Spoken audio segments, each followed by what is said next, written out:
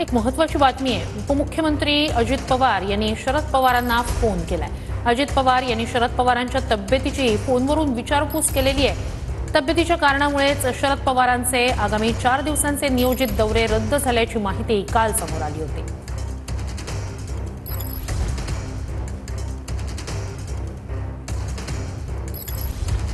उपमुख्यमंत्री अजित पवार यांनी शरद पवारांना फोन केलेला आहे आणि फोन करत शरद पवारांच्या तब्येतीची विचारपूस अजित पवार यांच्याकडून करण्यात आली आहे। दिवशी व्हीएसआयचा कार्यक्रम होता, त्याच वेळेस त्यांच्या छातीमध्ये कफ झालेला जाणवत होता। बोलताना पण तुम्ही पाहत होता। काही वेळेस आम्ही त्यांना जयंत पाटील होते, मी होतो, बरेच जण होते, आम्ही आता सगळ्यांची नावं घेत बसत नाही। तर आम्ही म्हणलं की साहेब विश्रांती घ्या।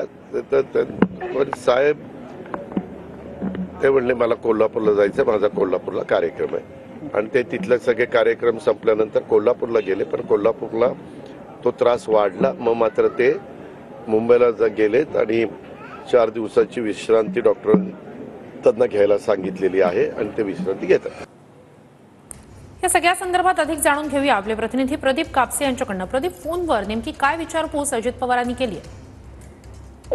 खरं तर श्रुती, आपल्याला माहिती आहे की गेल्या 2 दिवसांपासून शरद पवारांना कफचा त्रास जो आहे तो जाणवतो। त्यामुळे 4 दिवसांचा दौरा जो आहे तो रद्द केलेला होता आणि मुंबईतल्या सिल्वर कोय निवासस्थानी शरद पवार जे आहेत ते डॉक्टरांच्या सल्ल्यानुसार विश्रांती घेत आहेत।